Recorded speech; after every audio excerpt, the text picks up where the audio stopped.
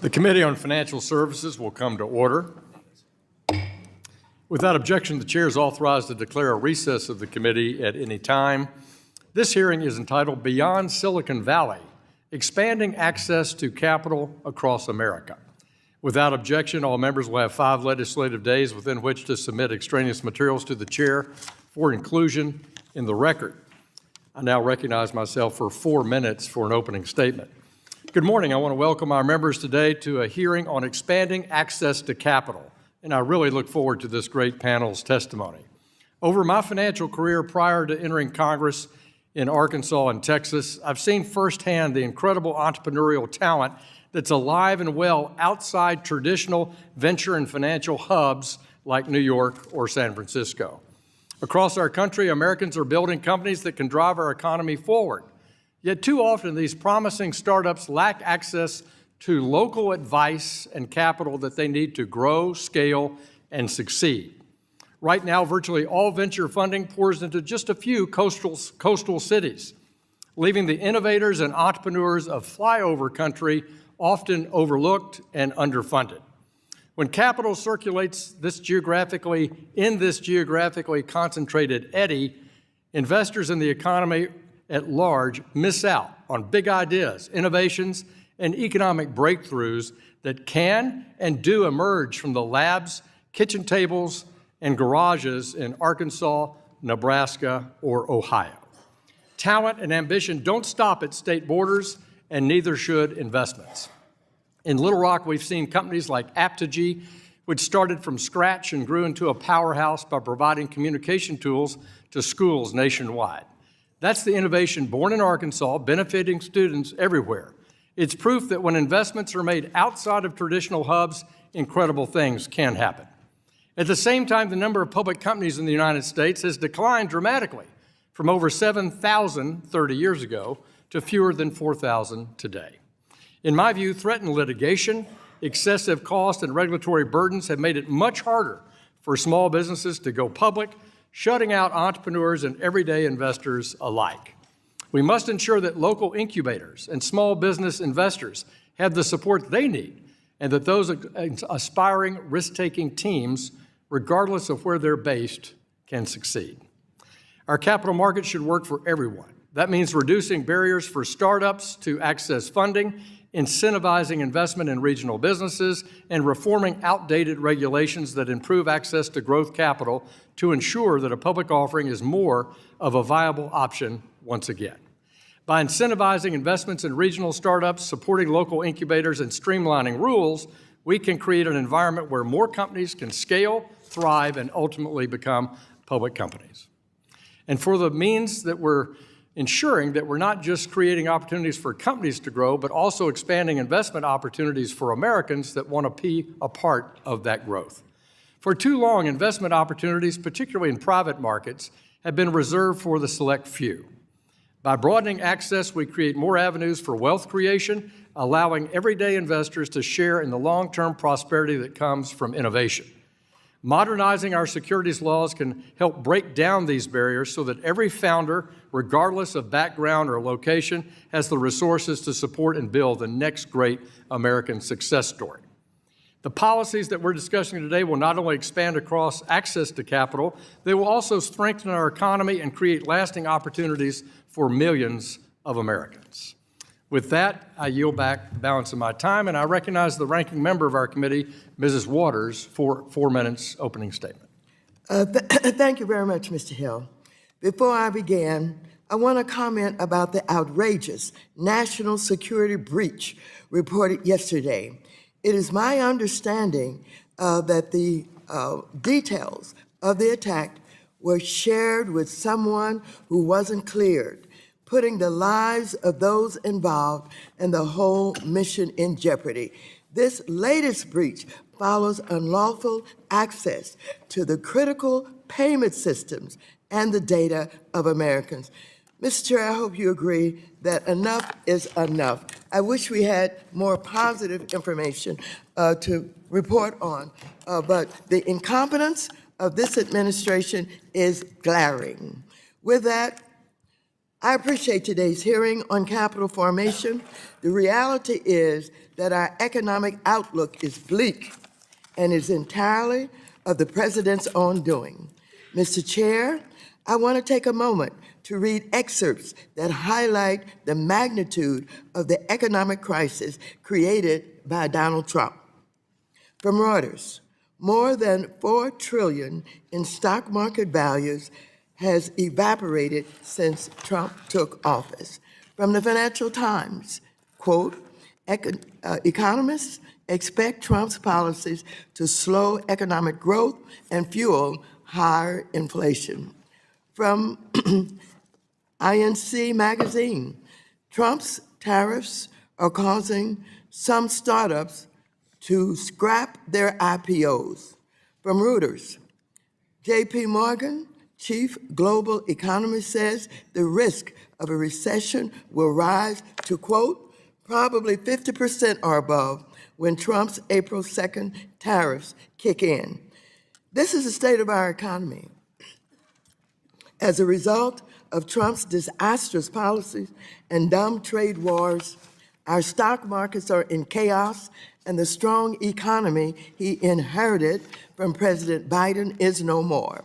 Right now, instead of expanding their business or investing in their workers, business owners are dealing with a Trump-induced recession and are panicking at the thought of higher prices for goods and raw materials from overseas. All of this is slowing hiring, killing innovation, and making it harder for American companies to compete globally. But Trump's economic policies aren't just hurting American businesses and workers. No, Trump is an equal opportunity destroyer of finances. People preparing to retire, people he has forced to retire, and the people he has wrongfully fired have all seen their nest eggs and hard-earned savings reduced to rubble. Instead of displaying leadership, competence, and care, Trump has been golfing at Mar-a-Lago, promoting his own Mimicon and filming Tesla ads, actually on the White House lawn for the richest man on earth, Elon Musk. Unfortunately, that's not all. This month, Trump signed an executive order gutting the Community Development Financial Institutions Fund. Mr. Chair, for over 30 years, CDFIs have been strongly supported by Democrats and Republicans.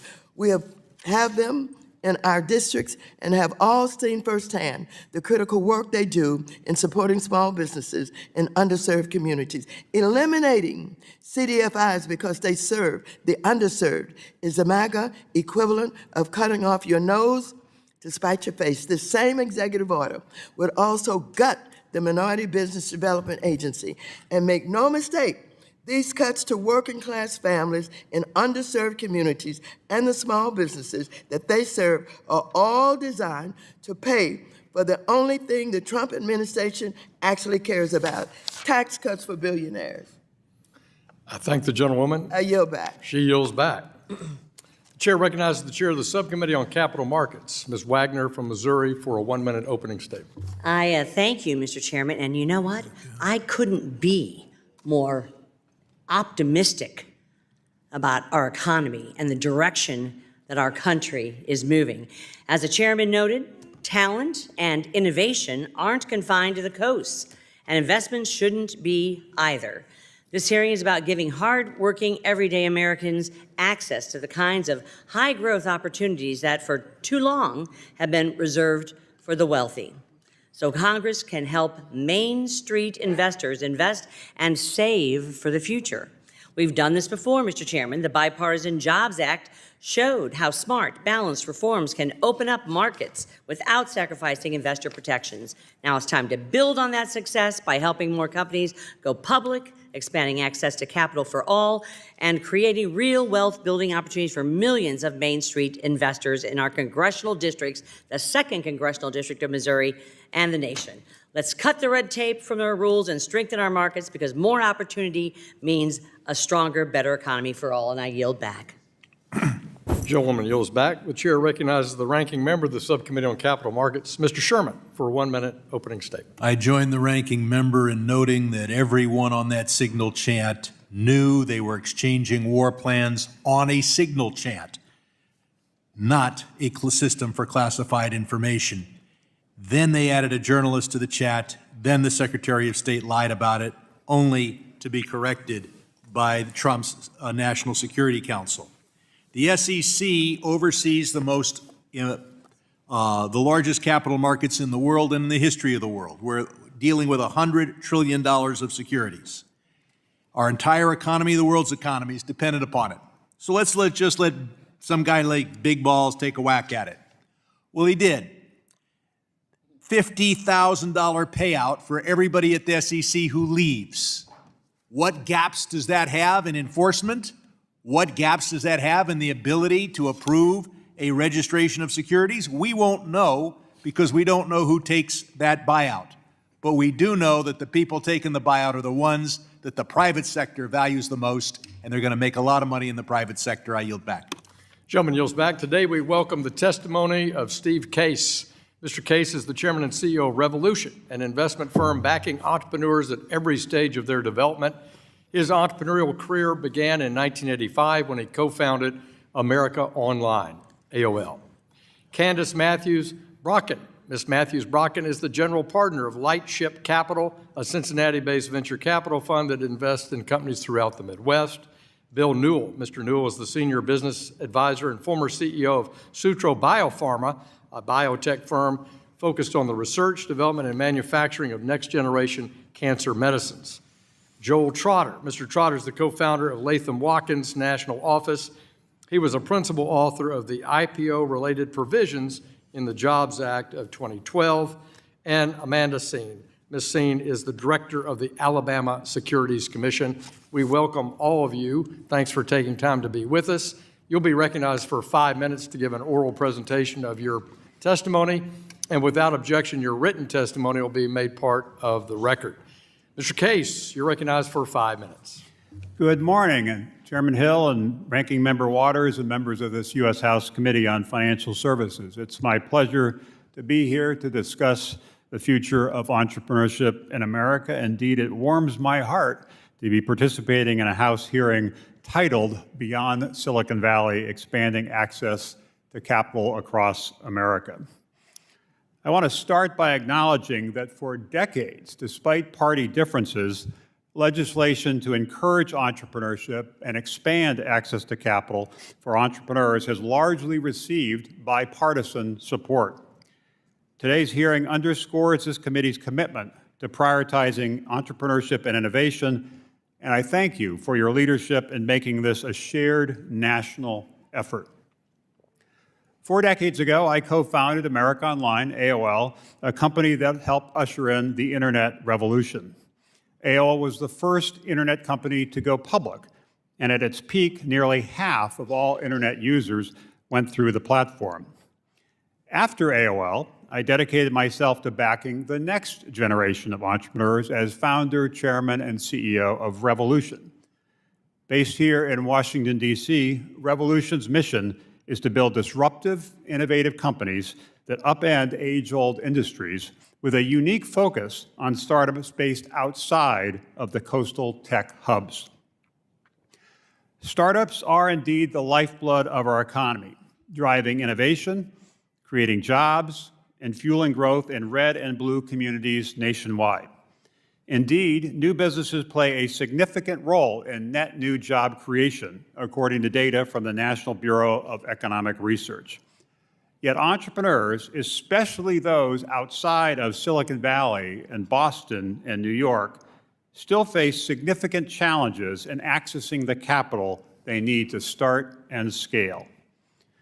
In 2017, when Revolution launched our Rise of the Rest seed fund, led at the time by J.D. Vance, who is now our vice president, roughly 75% of venture capital flowed to just 3 states, California, Massachusetts, and New York, with 47 states left to share the remaining 25%. We've made some progress, but unfortunately, the split remains largely the same today. The federal government can help close this gap, and there is strong precedent to do so. In 2011, I was part of the President's Council on Jobs and Competitiveness with a number of leaders from finance and tech. Our proposals eventually became the bipartisan Jumpstart Our Business Startups Act, the Jobs Act, which passed the House by a vote of 390 to 23.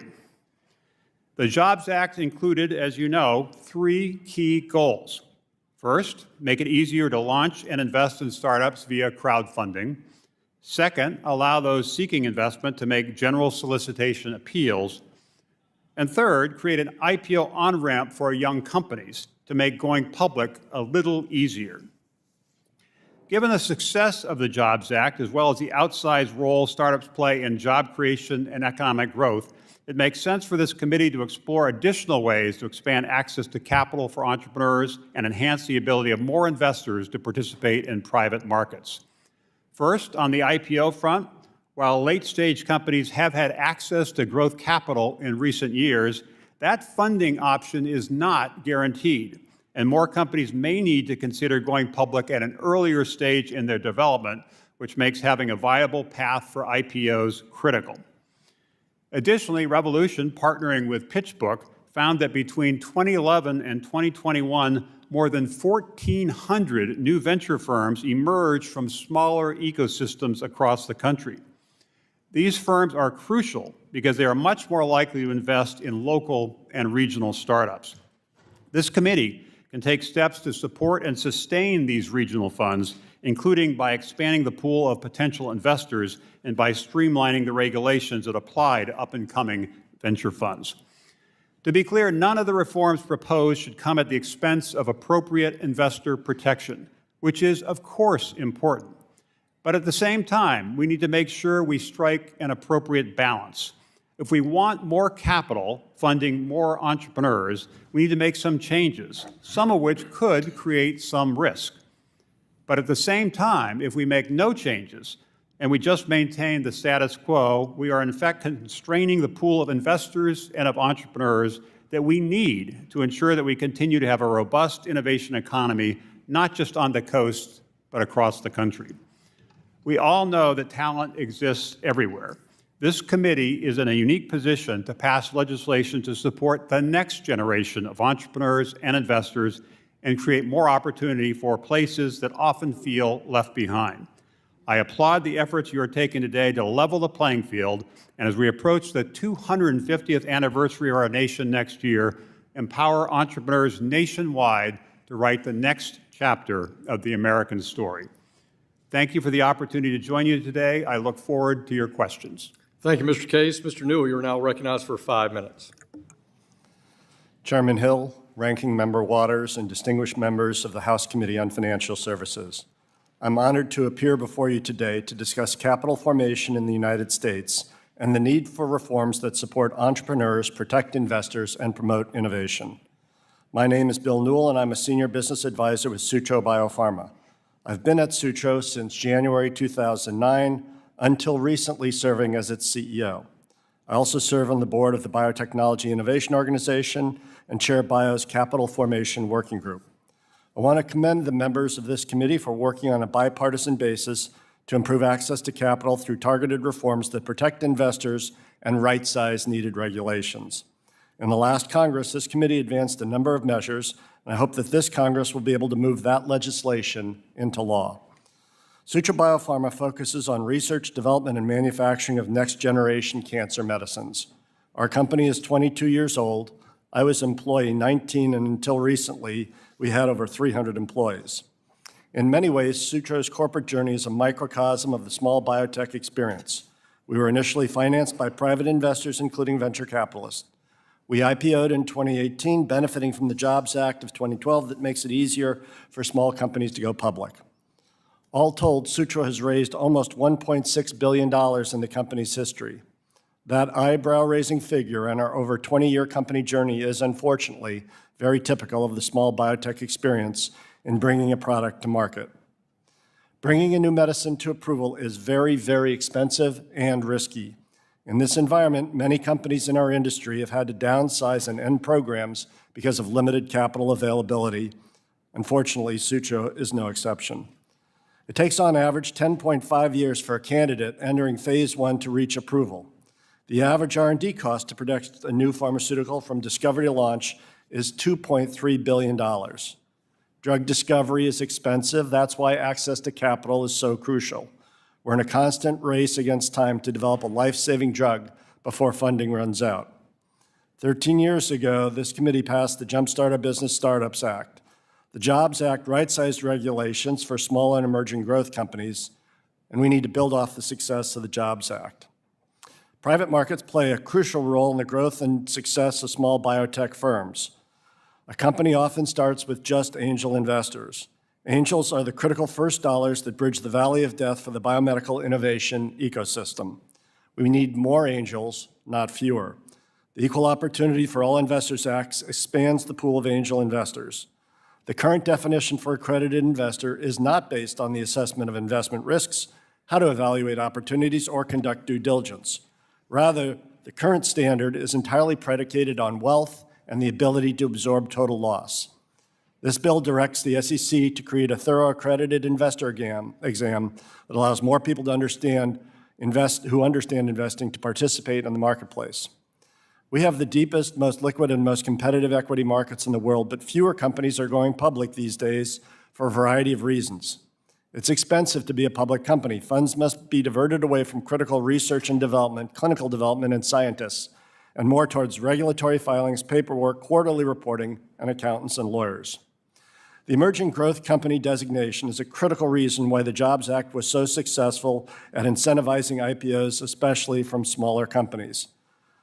The EGCS status currently lasts for 5 years.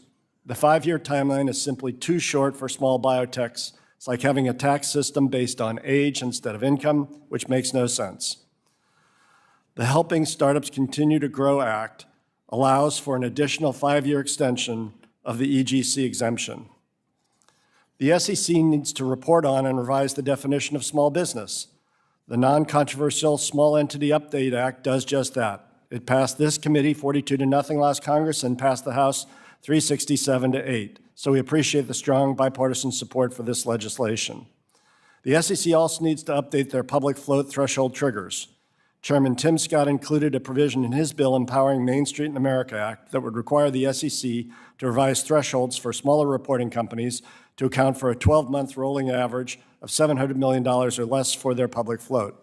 By converting public floats to a rolling average trigger, it avoids surprise expenses for companies that may have a small temporary blip in their stock price. In conclusion, I support transparent and reliable capital markets, both private and public, that allow companies to efficiently graduate or transition from funding structures while minimizing overlap in reporting and disclosure burdens. Thank you for inviting me to provide my perspective on these issues, and I welcome the committee's questions. Thanks, Mr. Newell. Ms. Matthews-Brackeen, you're now recognized for 5 minutes. Thank you very much. Chairman, Ranking Member Waters, and members of the committee, thank you for inviting me here today. My name is Candice Matthews-Brackeen. I'm the founding partner of Lightship Capital and CEO of Lightship Foundation and a native Ohioan. Recently, my team and I launched a fund of funds called Anchor. But really, to understand why we launched that fund of funds, let me first start with the journey that brought us here. Lightship started as a nonprofit focused with one goal: helping entrepreneurs in communities that often get overlooked. While our early work had great successes, we soon realized that helping individual businesses just wasn't enough.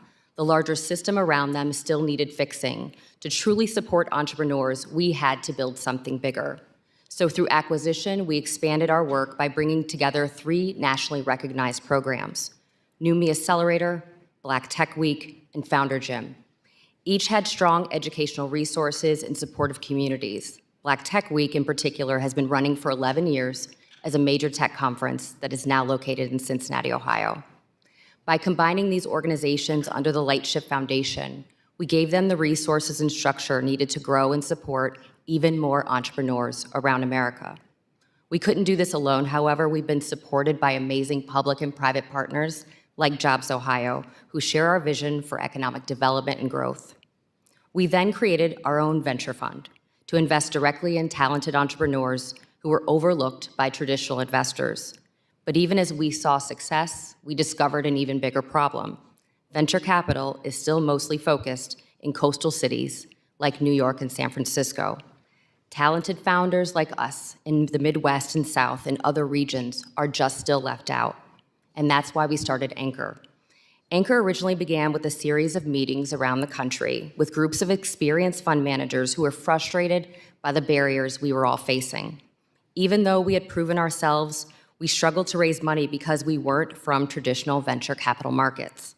This created what we call emerging manager redlining, an unintentional bias against new and regional funds, particularly outside of the major coastal cities. By blocking first-time and emerging funds, we unintentionally support geographic bias, limit opportunities for promising managers, and miss out on potentially great returns. Anchor directly tackles this market failure. Our fund of funds help support promising new managers across the Heartland, Midwest, and South. We provide resources they need to succeed and generate strong returns for their investors. And we've introduced 3 key innovations at Anchor. Now, first of all, Anchor recently received an SBIC green light from the Small Business Administration, a crucial first step that signals confidence that the SBA is our anchor investor, and it helps attract further investment. Secondly, our fund structure helps investors benefit from successful startups while reducing the risk of large losses across the entire portfolio. And lastly, we eliminated the double fees that are common in traditional fund of funds, making Anchor more affordable and more attractive to institutional investors like pension funds and endowments. However, there are still policy barriers that we need to address. Right now, venture capital funds benefit from certain exemptions under the Investment Advisors Act, but fund of funds like ours do not. We have to register. Extending these exemptions equally to all venture funds, including fund of funds, would remove unnecessary hurdles and modernize investment rules. Secondly, current law also limits venture funds to just 250 investors. And with inflation, this just doesn't work. So for a $2 billion fund like ours, that means each investor must contribute around $8 million on average, effectively excluding 99% of Americans. Increasing the investor cap from 250 to something like 2,000 as proposed by the DEAL Act would dramatically lower the entry point, allowing more Americans to participate. And finally, we suggest one more policy improvement. Public investment funds, like public pensions and endowments, should be required to review proposals from first-time and emerging managers. They don't have to invest, but they shouldn't be allowed to have rules to automatically exclude new managers, many of those managers being in the middle of the country. This simple change would significantly reduce geographic bias and democratize access to venture capital across the country. Building and supporting fund of funds like Anchor is the key solution to addressing capital inequality in America's underserved regions. Reducing barriers to these funds isn't just helpful, it's essential. It's how we ensure economic growth and innovation in every part of our country. Thank you for your time, and I look forward to your questions and continuing the conversation. Thank you very much. Mr. Trotter, you're recognized for 5 minutes. Chairman Hill, Ranking Member Waters, and members of the committee, it's good to be with you here today. Based on my experience as a leader of the IPO task force, I'm pleased to share my perspectives on reforms to expand access to capital across America. The Jobs Act of 2012 is a bipartisan success story and a model for the innovative solutions you're now considering. 13 years ago, Congress enacted our IPO on-ramp proposal by an overwhelming bipartisan majority, and President Obama signed it into law. Title I has been called the most successful title in the Jobs Act, and academic research has concluded that the IPO on-ramp provisions significantly increased IPO volume. The Jobs Act succeeded, and the proposals under consideration today bear the same hallmarks of that success. I fully support the committee's efforts to enact balanced reforms in federal securities regulation, and I urge your support for the proposals listed in my written remarks. These proposals represent measured, carefully calibrated solutions to facilitate capital formation. With that said, I'd like to make 3 points.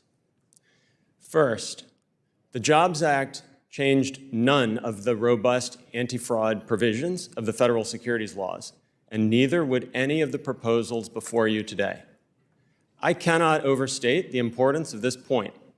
There's a long list of liability provisions and compliance obligations that apply to all public companies.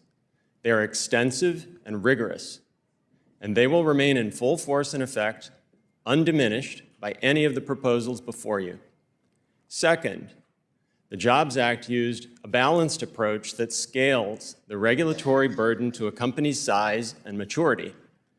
The IPO on-ramp concept allowed the regulatory burden to scale to the size of the company, a simple but powerful concept borrowed from SEC rules. In the debate over more versus less regulation, this is a compelling way forward. Rather than more versus less, balanced regulation that scales over time. This approach encourages capital formation while maintaining a much greater level of securities regulation for mature public companies. That greater regulation includes the internal controls audit of Sarbanes-Oxley Section 404B, which will continue to apply to larger public companies. Critics of scaled regulation overlook this point when they cite the high-profile accounting scandals that led to the enactment of the Sarbanes-Oxley Act. It's important to remember those companies were huge, mega-cap, Fortune 50 companies that would never have been eligible for any of the relief from Section 404B of Sarbanes-Oxley. Neither the Jobs Act nor any of today's proposals would give regulatory relief to companies of that size. Even if you pass every proposal before you today, every public company must undergo audit by a PCAOB registered auditing firm and comply with all of the robust anti-fraud provisions of the federal securities laws. And all of the largest U.S. public companies, representing nearly all of total U.S. market capitalization, would remain subject to Section 404B of the Sarbanes-Oxley Act. That brings me to my third and final point. Of the proposals before you, two in particular stand out: extending the IPO on-ramp and expanding the category of well-known seasoned issuers. I discussed both of these proposals at length in my written remarks. They build on decades of successful experience promoting capital formation without compromising fundamental investor protections.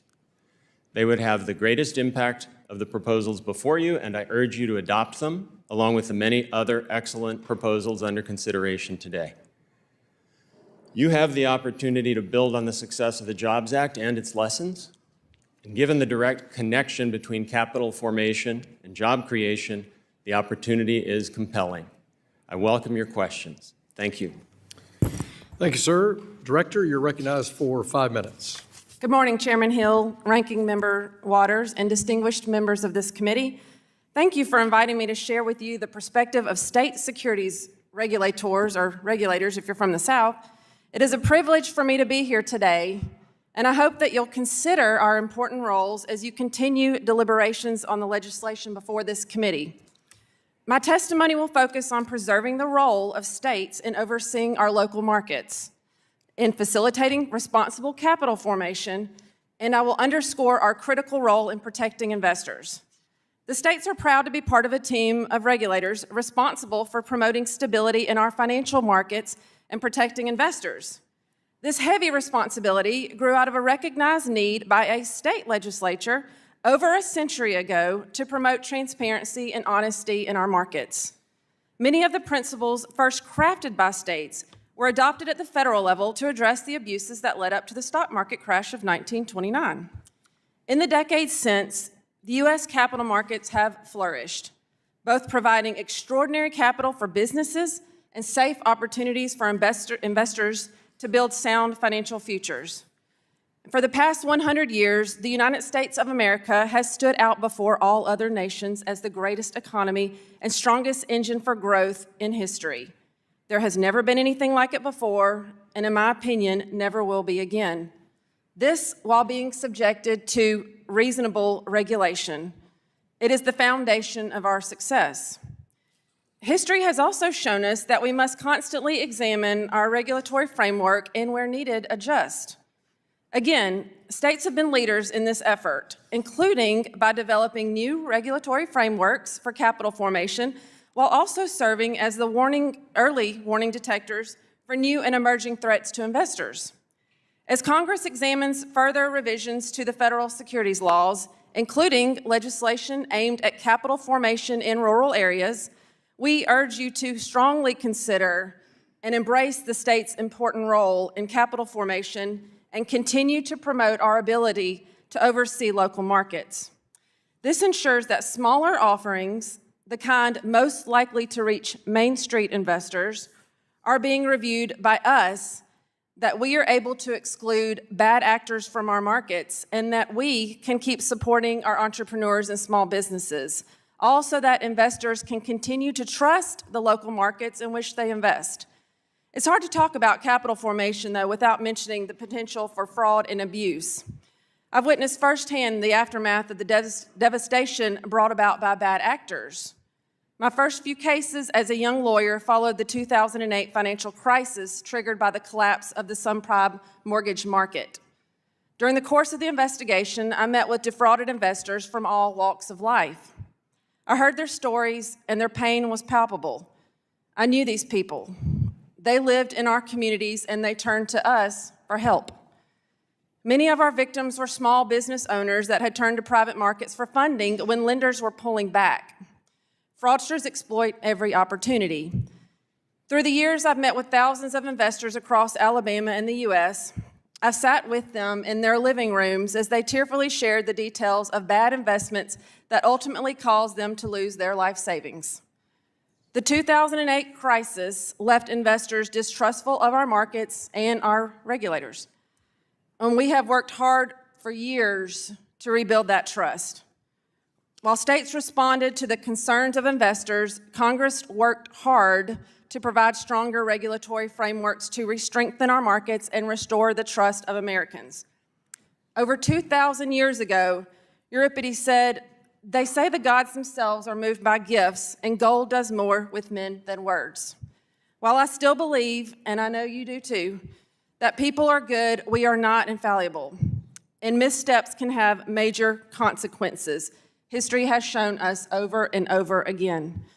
But it has also shown us that strong oversight and accountability have a significant deterrent impact, and that is why I urge you to consider the state's critical role in ensuring that our financial industry players are subject to some level of oversight and that they can be held accountable when the public demands they should be.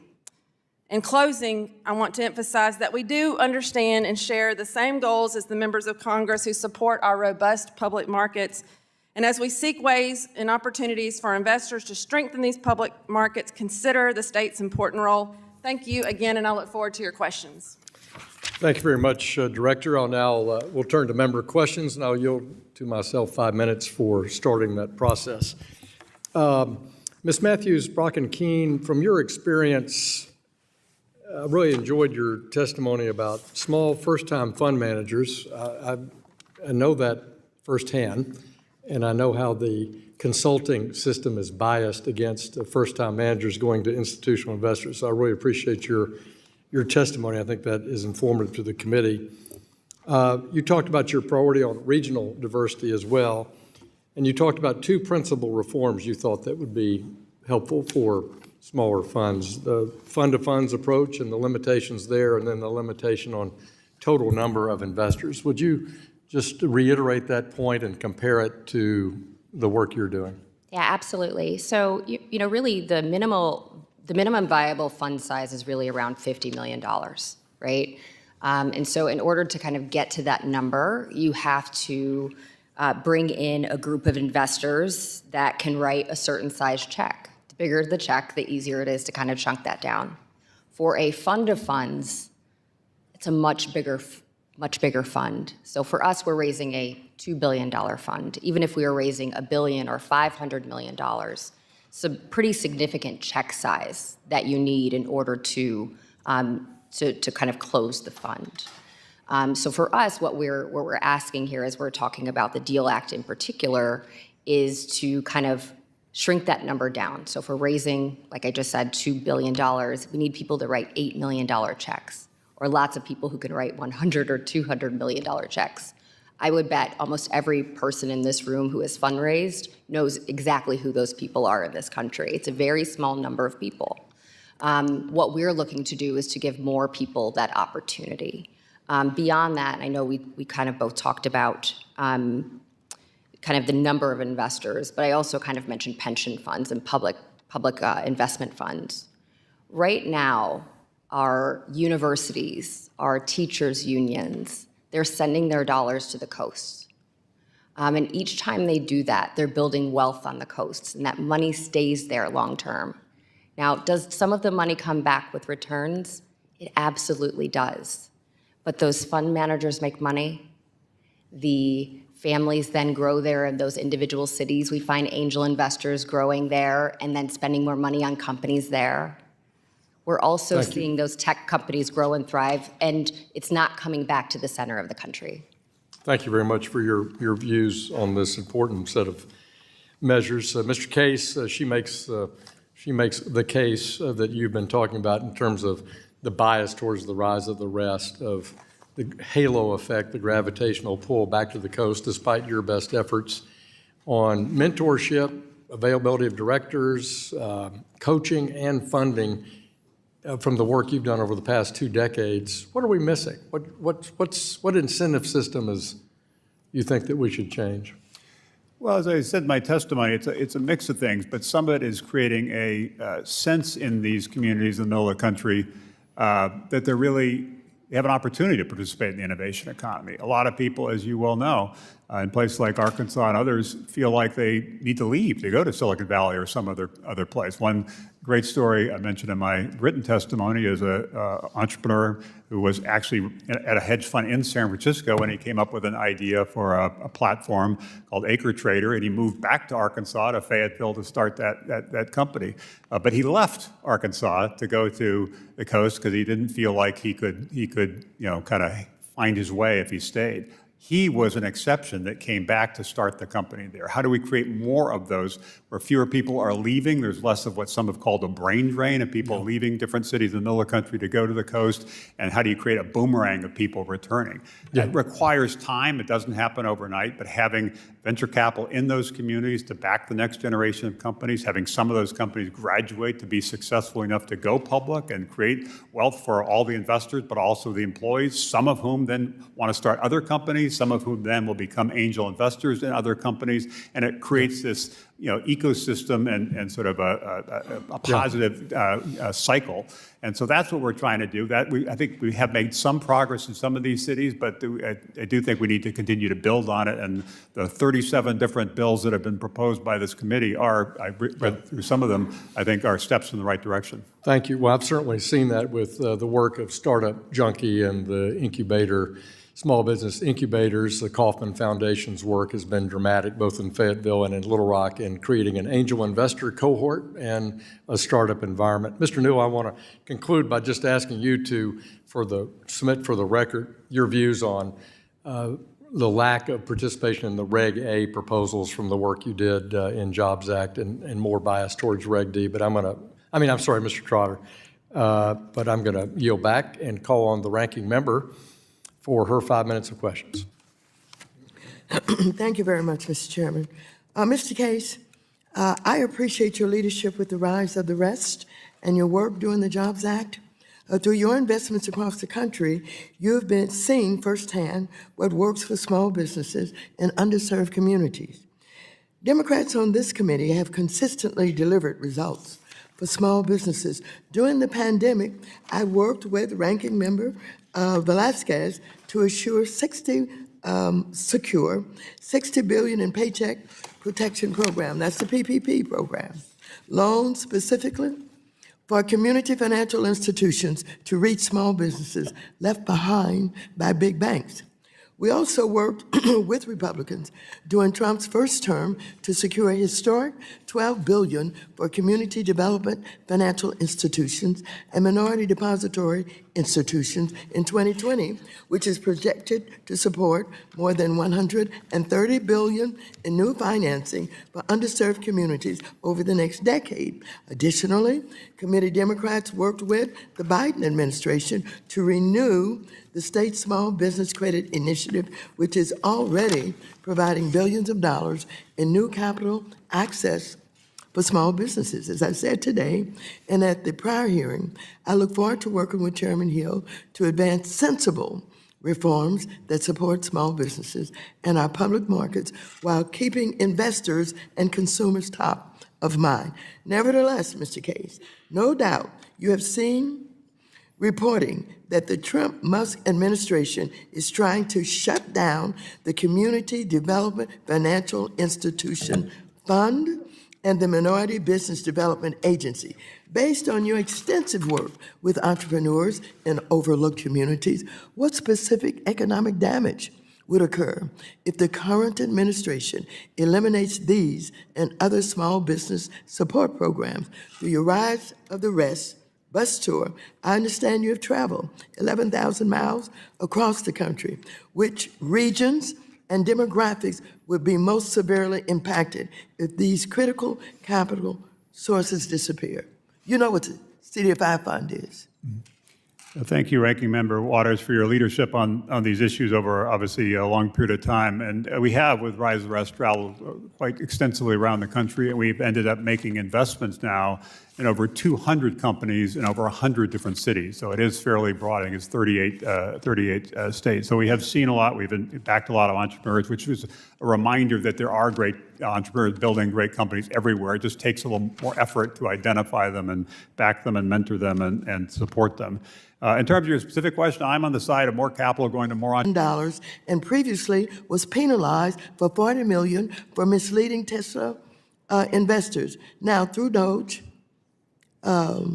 he potentially has access to the SEC